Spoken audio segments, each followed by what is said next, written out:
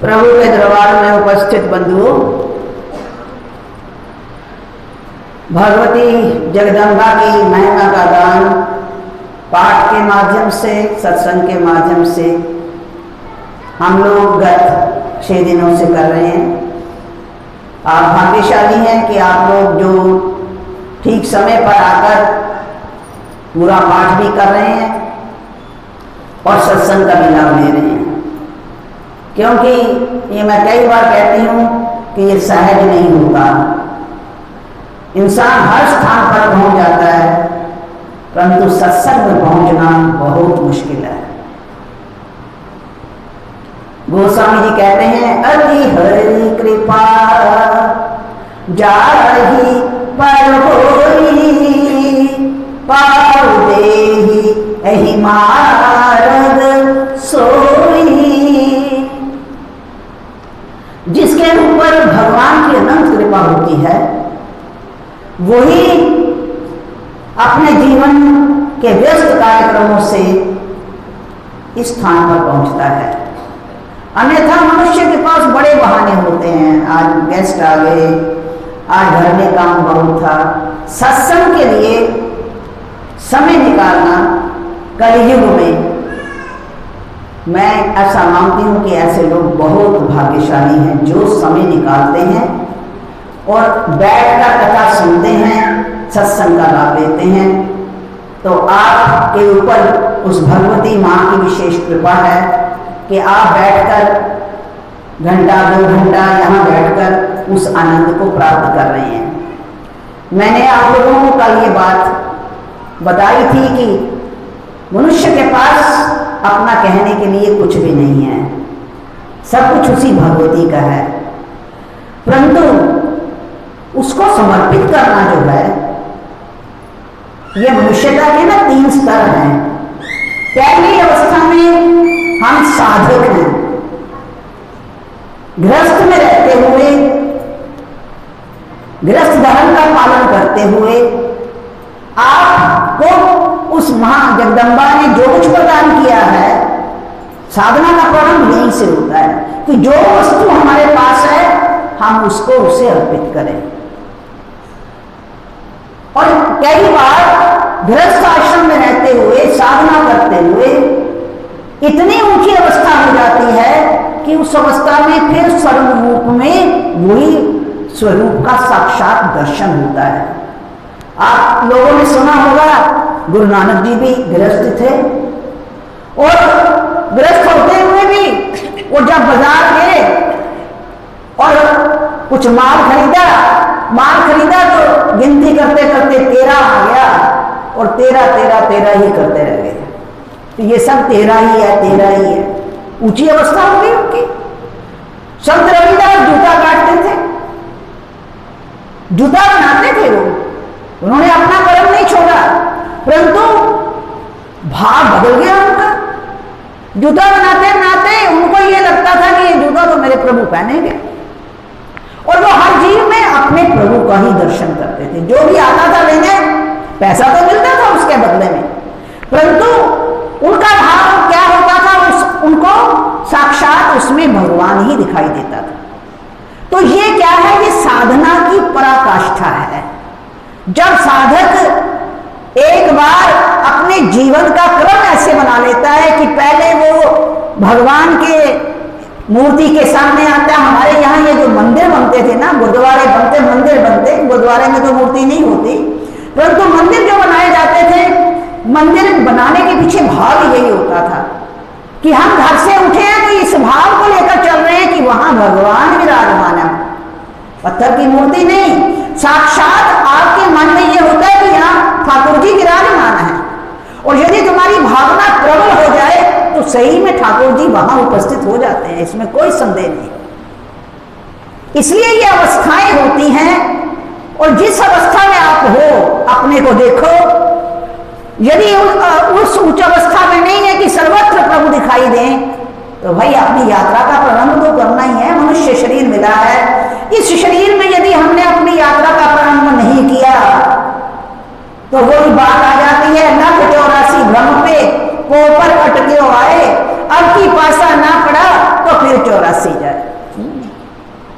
84 लाख योनियों को पार करने के बाद ये मनुष्य देह प्राप्त हुई है। आकर 4 लाख 84 योनि भ्रमत यह जीव अविनाशी। ये अविनाशी जीव जो है 84 लाख योनियों को पार करने के बाद मनुष्य शरीर को प्राप्त करता है। और ये केवल हमारे कई लोग ऐसा समझते हैं कि ऐसे गप होगी, गप नहीं है। आज के साइंटिस्ट भी इन योनियों की गिनती नहीं कर सके। वो क्या कहते हैं, न्यूमरस, उन्होंने न्यूमरस वर्ड प्रयोग कर दिया कि अनंत योनियों को पार करने के बाद ये जीव जो है ये मनुष्य देह में आता है। परंतु ऋषि लोग जब अपनी ध्यान की अवस्था में होते हैं तो ध्यान की उस उच्चतम अवस्था में उनको प्रत्येक योनि का दर्शन होता है, हर योनि का दर्शन होता है। दे हैव काउंटेड इट, और उन्होंने गिनती करके बता दिया कि 84 लाख योनियों के बाद ही मनुष्य योनि की प्राप्ति होती है। तो इतना कष्ट सहकर पता नहीं किस किस योनि में अपन गए होंगे, कीड़े मकोड़े, पशु पक्षी, जहरीले भी और दूसरे भी अनेक योनियों से ये भटकता हुआ जीव मनुष्यता के स्तर पर आता है। और मनुष्य बनने के बाद फिर कितनी बार जन्मे हैं, कितनी बार मरे हैं, क्या कह सकते हो। एक कलयुग, केवल एक कलयुग, उसकी आयु होती 4,32,000 वर्ष। अपन सभी कलयुग में रहते हैं ना। इसी कलयुग में आप कल्पना कर लो कि अपन कितने बार मरे होंगे, कितनी बार जिए होंगे। मनुष्य की औसतन आयु 100 वर्ष है आज के इस कलयुग में। बहुत कम लोग हैं जो 100 को क्रॉस कर जाते हैं और बहुत कम लोग हैं जो 100 तक पहुंच पाते हैं। 100 से ही पूर्व आज तो गाड़ी जो है निकल जाती है। तो मेरे कहने का अभिप्राय, कितनी बार अपन जन्मे होंगे, कितनी बार मरे हैं, और हर योनि के संस्कार हमारे साथ चलते हैं। हर परिवर्तन के बाद जब हमें नया शरीर मिलता है तो पिछले संस्कार जो हैं वो हमारे साथ चलते हैं। यात्रा तो जो है वो हमारे संस्कारों की हमारे साथ साथ चलती है। बुद्धि का नाश नहीं होता, कर्म का नाश नहीं होता। जो आपने इस जन्म में किए अवश्य में भोक्तव्यम, वो अवश्य भोगने पड़ेंगे। और वही आपका चित्त जो है उन संस्कारों को लेकर आगे चलता है और फिर अगला जीवन उसी के अनुसार चलता है। तो मेरे कहने का अभिप्राय है कि भाई ये मनुष्य देह बड़ी मुश्किल से प्राप्त हुई है, और ये यात्रा जो है ना अपने को कभी ना कभी तो इस यात्रा को प्रारंभ करना ही पड़ेगा। आज नहीं तो कल आपको ये यात्रा शुरू करनी पड़ेगी, क्योंकि जीव का लक्ष्य जो है वो उस परम तत्व के साथ युक्त होना है, एक होना है। और उसके लिए ये जीव जो है सतत प्रयासरत है। ऐसी बात नहीं प्रयास नहीं कर रहा, परंतु किसी को आज समझ आ गई, किसी को कल समझ आती है। इसलिए जो आपको साधन मिला है, ईश्वर ने दिया है, ये क्या है, साधन दाम मोक्ष कर द्वारा। ये आपका साधन का धाम है और मोक्ष का द्वार है। मोक्ष की प्राप्ति भी तन बिनु भजन वेद नहीं वरना। भजन करना है, अपनी यात्रा को आगे चलाना है, तो शरीर तो चाहिए भाई। और ये शरीर ही मोक्ष की सीढ़ी है, इसी से आप अपनी यात्रा को तय करोगे। इसलिए मेरा निवेदन है कि आप लोग जब कोई भी कथा सुनते हैं, किसी सत्संग में जाते हैं, जो विचार सुनते हैं, जो आपको अपने हृदय में लग जाए कि ये जीवन में उतारना चाहिए, उसको अपने साथ जोड़ो। और मनुष्य जो है इसको आगे अपनी एक सीढ़ी और आगे बढ़ानी है। ऐसे कर्म ना करिए कि मनुष्यता से पुनः नीचे आना पड़े। ऐसे कर्म करें कि हम मनुष्यता से आगे बढ़ सकें। और जब तक हम आगे नहीं बढ़ते हैं तो परिणाम, मैंने कहानी सुनाई थी आपको उस दिन कि कीड़े मकोड़ों में ही हमारा जीवन जो है परिवर्तित हो जाएगा अगर हमारे कर्म उसके अनुरूप ना हुए।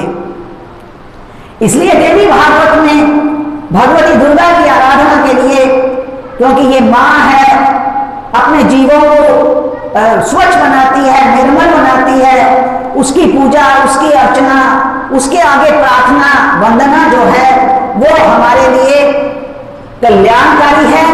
और भगवती ने अपने ये दुर्गा सप्तशती में, देवी भागवत में इस बात को अनेक चरित्रों के माध्यम से इस बात को समझाने का प्रयास किया है।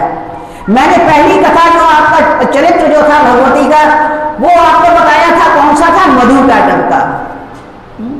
अब दूसरा चरित्र कौन सा है भगवती का, वो है महिषासुरमर्दिनी। आप लोगों ने नाम सुना होगा, भगवती के कई चित्र आपने देखे होंगे जहां वो महिषासुर का वध कर रही है। दूसरा उसका जो चरित्र है वो महिषासुरमर्दिनी का है। अब महिषासुर कौन है, थोड़ी सी कथा बहुत संक्षेप में बताऊंगी। कश्यप मुनि की एक स्त्री थी जिसका नाम था दनु, और दनु के दो लड़के थे, एक का नाम रंभ और दूसरे का नाम था क्रंभ। और ये दोनों लड़के जो हैं बड़े तेजस्वी थे, और इनकी ये चाह थी कि हम तपस्या करके, साधना करके ऐसा वरदान प्राप्त करें कि इस त्रिलोकी के ऊपर हमारा राज्य स्थापित हो जाए। इस भावना को लेकर रंभ जो है वो भी साधना में बैठ गया, क्रंभ भी बैठ गया। क्रंभ जो है वो जल के अंदर बैठकर समाधि लगा के जल में उसने अपनी साधना को प्रारंभ किया, और रंभ ने अग्नि जलाकर किया। तो क्रंभ जो था वो जल में बैठकर समाधि लगा रहा था, जब लगाया हुआ था। तो जब ये बात धीरे धीरे देवताओं के पास पहुंची, और विशेष रूप से इंद्र के पास, आपको पता है इंद्र को खतरा बहुत जल्दी पड़ जाता है कि कहीं मेरा सिंहासन छीना ना जाए। तो इंद्र को लगता है कि ये राम जो तपस्या कर रहा है, यदि इसकी तपस्या पूर्ण हो गई तो ये हमारे स्वर्ग के ऊपर अपना अधिकार जमा लेगा। क्रंभ बैठा हुआ था और वो जल में अपनी समाधि लगा के बैठा था।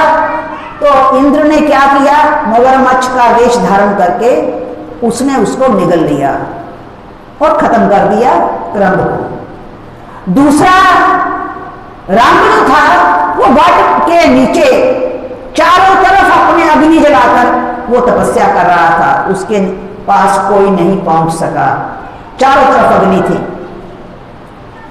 और जब उसकी साधना पूर्ण हो गई तो ब्रह्मा जी उपस्थित हुए, उसके समक्ष प्रकट हुए, और वो कहने लगे कि वरम रोही, तुम्हें क्या चाहिए, वरदान मांगो। तो उसने आगे से वरदान मांगा क्या कि मेरे को एक ऐसा पुत्र चाहिए, संतान चाहिए जो बहुत पराक्रमी हो, बलवान हो, शूरवीर हो। और भगवान ने कहा तथास्तु, तुम्हें भी ऐसी संतान की प्राप्ति हो जाएगी। परंतु वो कहने लगा संतान की प्राप्ति तो हो जाएगी, परंतु पहले ये तो बताइए कि मेरे पास संतान आएगी कहां से, स्त्री तो है नहीं, संतान तो स्त्री से प्राप्त होगी ना। तो कहा मेरे पास तो स्त्री है नहीं, संतान कहां से प्राप्त होगी। तो वहां ब्रह्मा जी ने वरदान दिया कि भाई जिसको देखकर तू मोहित हो जाएगा, जाते हुए रास्ते में जिस स्त्री को देखकर तू मोहित हो जाएगा, उससे तुम्हें शूरवीर संतान की प्राप्ति होगी। राम जो है जागृत हो गया, चल पड़ा मस्ती में कि ब्रह्मा जी ने वरदान दे दिया है। अब ये जो असुर होते हैं ना, इनकी बुद्धि तो असुरों वाली होती है, तप तो करते हैं, परंतु तप करने के बाद बुद्धि तो वैसी की वैसी आसुरी बुद्धि है। अब वो जा रहा था तो जाते जाते, कथा में बड़ी विचित्र सी है, एक भैंस जा रही थी। अब मोहित होने वाली तो कोई बात लगती नहीं भैंस में, भगवान जाने ये रंभ कैसे उसको देखकर मोहित हो गया। उसको लगा कि मैं तो इसी से पुत्र प्राप्त करूंगा। लोग कहते हैं कि भाई ये बड़ी गप है कहानियां, परंतु आज विज्ञान इसको सिद्ध कर रहा है। पहले पहले जब पढ़ते थे पुराणों की ये कहानियां तो लगता था कि भाई भैंस से कैसे संतान पैदा हो गई, परंतु भैंस से संतान पैदा हुई, क्योंकि भैंस से संतान पैदा हुई थी इसलिए उसका नाम उसने रखा महिष। भैंस को महिष कहते हैं। असुर होने के नाते उसका नाम बन गया महिषासुर। अब महिषासुर जो है ये राम का पुत्र हुआ, और महिषासुर जो है ये परम बलवान पराक्रमी, क्योंकि पिता ने ऐसा ही वरदान मांगा था, और इतना शूरवीर था कि उसने चारों तरफ अपना पूरा वैभव फैला दिया। पिता के तप से उसको ये शक्ति मिल गई, और उसने त्रिलोकी के ऊपर जहां तक कि इंद्र के आसन को भी खींच लिया, छीन लिया, और सभी स्थानों पर वो विजय प्राप्त करता गया महिषासुर।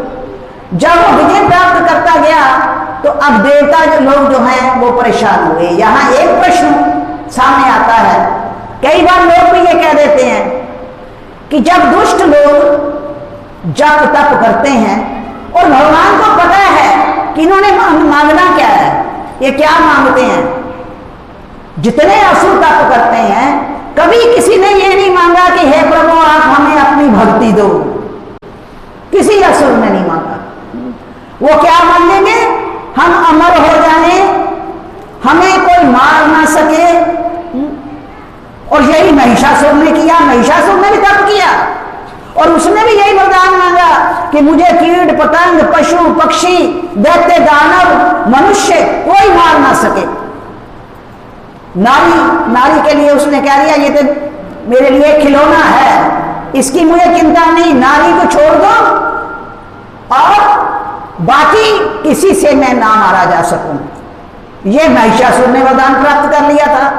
तो कहा भाई देवता लोग क्या जानते नहीं है कि ये असुर क्या मांगेंगे, ये कई प्रकार के संताप कई प्रकार के अनाचार समाज में फैला देते हैं, फिर देवता लोग क्यों वरदान दे देते हैं इनको।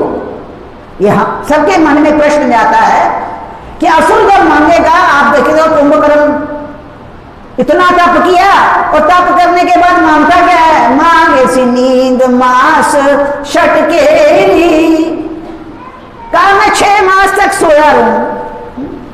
अरे भाई इसके लिए इतना तप करने की क्या जरूरत है, 6 मास तक सोया रहूं, यह आसुरी बुद्धि है। अब यहां पर जो ये प्रश्न है कि क्यों इनको आशीर्वाद दिया जाता है, क्यों इनको इस प्रकार से देवता लोग जो हैं इनकी बात को पूर्ण करते हैं, तो इस बात को समझने का प्रयास करो। शास्त्र ये कहता है कि भाई जो भी कोई कर्म करता है, कोई भी कर्म करता है, उस कर्म का फल तो अवश्य में प्रकृति के नियमानुसार देना पड़ता है। जैसे मैं आपको एक एग्जांपल दूं कि पृथ्वी में से जल निकालना है। अब जल निकालने वाला एक तो है सज्जन व्यक्ति, जमीन को खोद रहा है और खोद कर वो सोचता है मैं एक कुआं बनाऊंगा और लोगों के लिए जल प्रोवाइड करूंगा। उसने जल किस भावना से निकाला, कुआं बनाकर लोगों की सेवा करने के लिए। और दूसरा एक दुष्ट है, वो भी कुआं खोद रहा है। तो आप क्या सोचते हो, जब सज्जन व्यक्ति कुआं खोदेगा तो पानी निकलेगा, और जब दुष्ट खोदेगा तो पानी नहीं निकलेगा। चाहे दुष्ट जमीन को खोदे, प्रयत्न दोनों ने किया ना, प्रयत्न एक सा दोनों का, एक सज्जन है एक दुष्ट है, और जो सज्जन है वो किस लिए खोद रहा है ये बात अलग है, परंतु दोनों का प्रयत्न एक सा है। दोनों कुएं को खोदना चाहते हैं और दोनों का परिणाम भी एक सा होगा, पानी दोनों को मिलेगा। इसी प्रकार से अग्नि जलाती है, ताप देती है, तो क्या दुष्ट को अपनी ताप नहीं देगी, सज्जन को ही ताप देगी? ऐसी बात नहीं है, क्योंकि दोनों की क्रिया एक सी हो रही है। बस इस बात को समझो, एक व्यक्ति तप कर रहा है उस परम लक्ष्य को प्राप्त करने के लिए, और दूसरा व्यक्ति तप कर रहा है कि मेरे को यदि सिद्धि मिल गई तो मैं इसका नाश कर दूंगा। तप दोनों कर रहे हैं और फल भी मिलेगा। अब उस प्राप्त शक्ति को तुम किसके लिए प्रयोग करते हो, ये तो तुम्हारे ऊपर निर्भर करता है। रावण ने तो तप किया था, और रावण क्या कहता है, कहा आप लोग तो तप करते हो भगवान के आगे पत्र पुष्प फल अर्पित करके, और मैं सर सरोज निज करनी उतारी, पूजो अमित बार त्रिपुरारी। कहा मैंने तो अनंत बार अपना सिर काटकर भगवान शंकर के चरणों में अर्पित किया है। अब उसने कम तप किया, परंतु रावण के तप का उद्देश्य क्या था, फल तो उसको भी मिला और फल दूसरे को भी मिला, परंतु एक तप किस लिए कर रहा है, तप का परिणाम हर व्यक्ति को मिलेगा, ये याद रखो, चाहे वो पुण्य आत्मा है चाहे वो पाप आत्मा है। परंतु शक्ति को प्राप्त करने के बाद हम उसका प्रयोग किसके लिए करते हैं, यह मनुष्य के ऊपर निर्भर करता है। वो उस प्राप्त शक्ति का प्रयोग लोक हित में करता है, समाज सेवा के लिए करता है, समाज के लोगों के कल्याण के लिए करता है, या अपने स्वार्थ की पूर्ति के लिए करता है। यह उसके अपने दृष्टिकोण के ऊपर निर्भर करता है और फल उसका उसके अनुसार मिलता है। इसलिए यह कहना कि देवता लोग क्यों देते हैं वरदान, उनको देना पड़ता है। जब कोई भी भक्त तप करेगा तो उस तप का परिणाम तो देवता को देना पड़ेगा, परंतु उसका प्रयोग वो कैसे करता है, ये उस व्यक्ति के ऊपर निर्भर करता है। इसलिए मैं आपको बता रही थी कि महिषासुर ने भी यही वरदान प्राप्त कर लिया कि मैं किसी के द्वारा मारा ना जाऊं, और केवल स्त्री को उसने कहा छोड़ दो, क्योंकि ये मेरे लिए कोई असंभव सी बात नहीं है।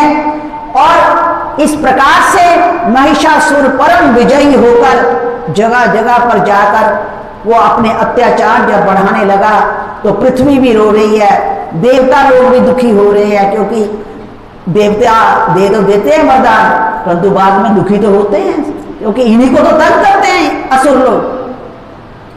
अब सब इकट्ठे हो गए ब्रह्मा जी के पास, कहा जाने का लाभ नहीं, क्योंकि ब्रह्मा जी ने तो स्वयं वरदान दिया है। शंकर जी ने कहा मेरे पास इसका कोई उपाय नहीं है, ये ब्रह्मा जी का वरदान है, हम इसको टाल नहीं सकते हैं। भगवान विष्णु ने कहा मेरे पास भी कोई रास्ता नहीं है। अब तीनों जब ऐसे बैठे विचार कर रहे थे कि कैसे इस दुष्ट से हम निपटेंगे, तो इतने में क्या होता है, ब्रह्मा जी के अंदर से एक तेज, एक शक्ति जो है ये बाहर निकलती है। ऐसे ही भगवान विष्णु के शरीर से तेज बाहर निकलता है, और शंकर जी के शरीर से भी तेज बाहर जब निकलता है, वो तीनों तेज जुड़कर सभी देवताओं के तेज जुड़ जाते हैं।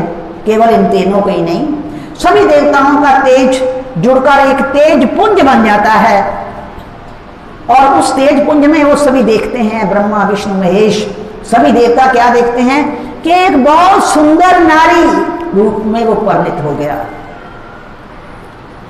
आपस में सोचने लगते हैं ये कौन है।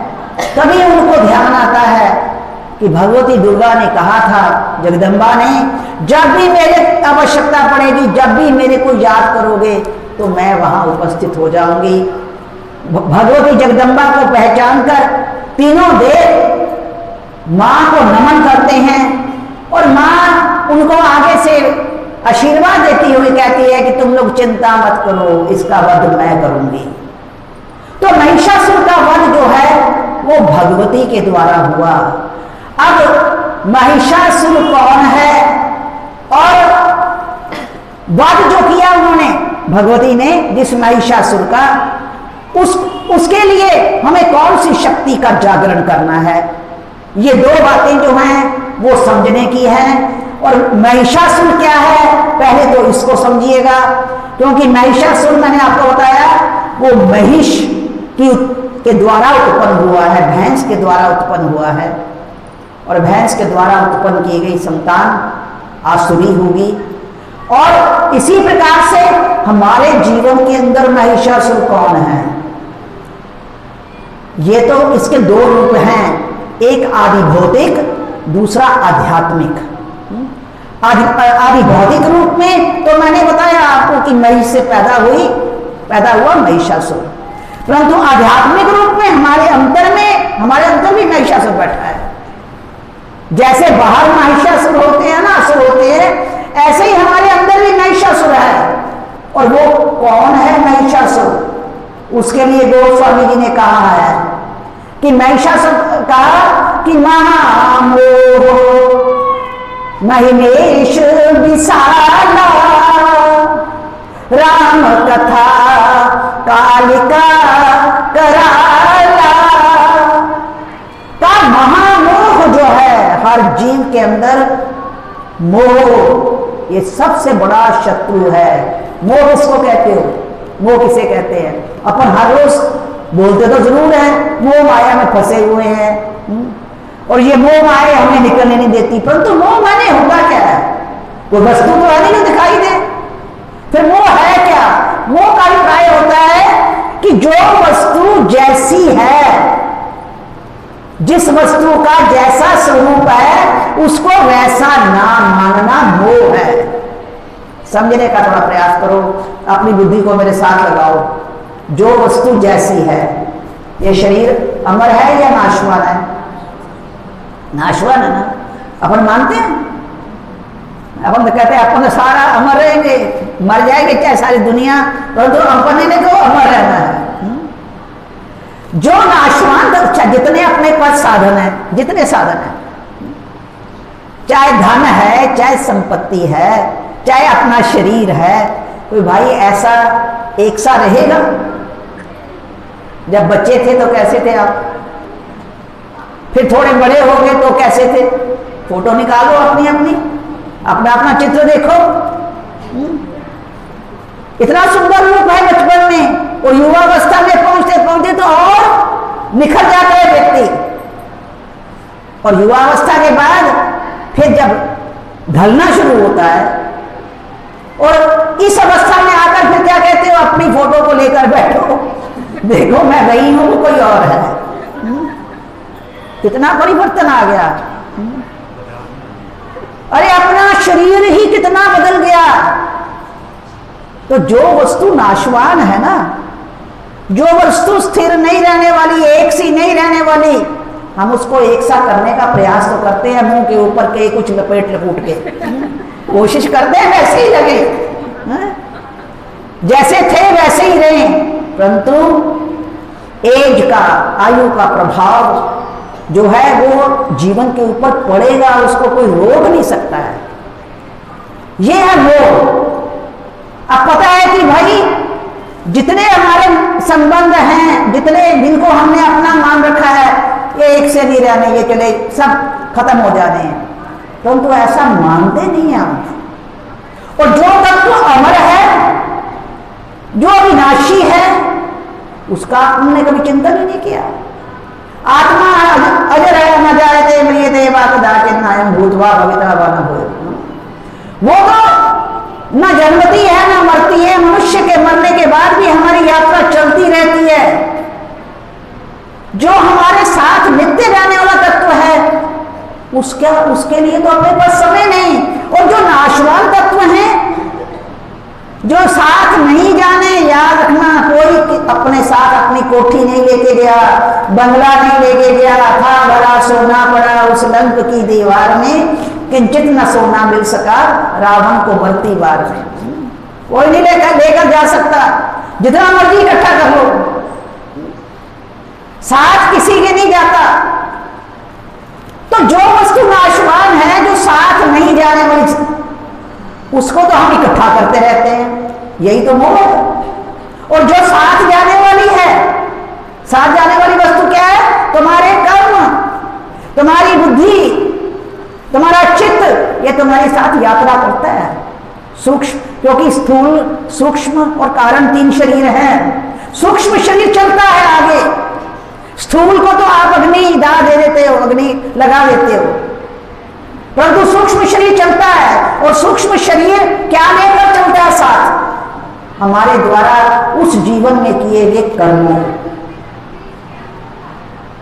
जितनी विद्या आपने अर्जित की है वो विद्या आपके साथ चलेगी।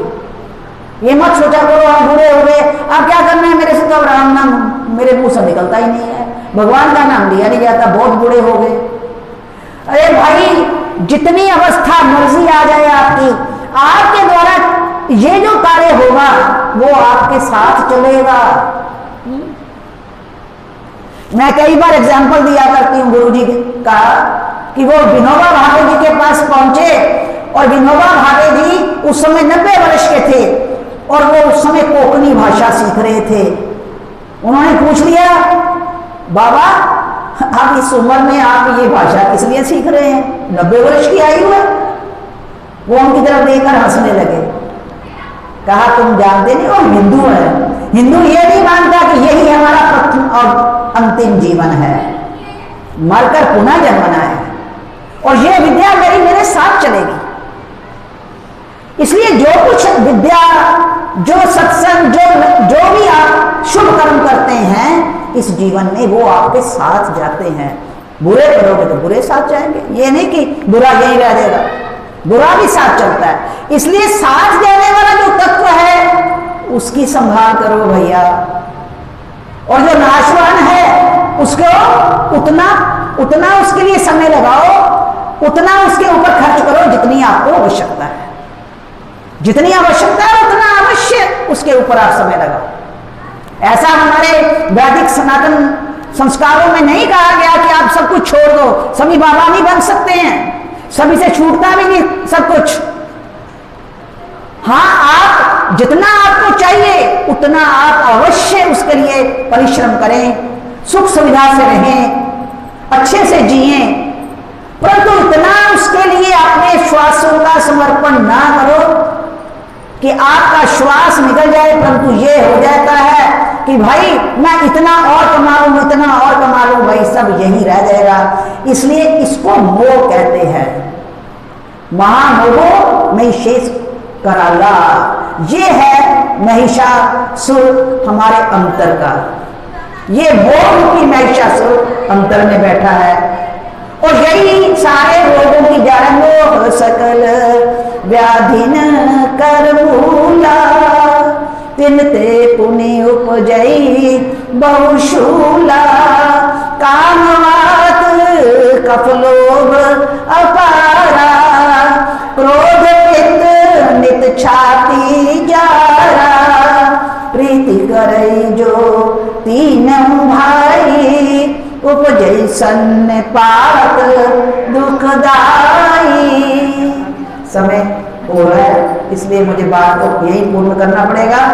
कल इसके ऊपर पुनः चर्चा करेंगे कि अंतर का महिषासुर कैसे हमने मारना है। बाहर का महिषासुर तो क्या है, जब दैवी शक्तियां इकट्ठी हो जाए समाज की तो बाहर के महिषासुर का अंत कर सकती हैं। अंतर के महिषासुर को मारना बड़ा कठिन है, और उसके लिए जो साधन है, और ये महिषासुर क्या करता है अंतर वाला, बड़ा बड़ा भारी, बहुत प्रबल है, अनेक प्रकार के रोगों को पैदा कर देता है। इसलिए इसकी चर्चा कल आप विस्तार के साथ करेंगे, और भगवती से ही प्रार्थना करेंगे कि वो हमारे अंतर में बैठे हुए मोह रूपी इस महिषासुर का अंत करे। ये हमारे बस का नहीं है, मनुष्य अपनी इच्छा से, अपने प्रयत्न से ऐसे काम नहीं कर सकता, उसकी कृपा चाहिए, और उसकी कृपा के लिए आपको अपने आप को उसके समर्पित करना होगा, तभी आप उसकी कृपा के पात्र बन सकेंगे। इसी के साथ सबके प्रति बहुत बहुत मंगल कामना करते हुए अपनी वाणी को यही विश्राम दूंगी। अब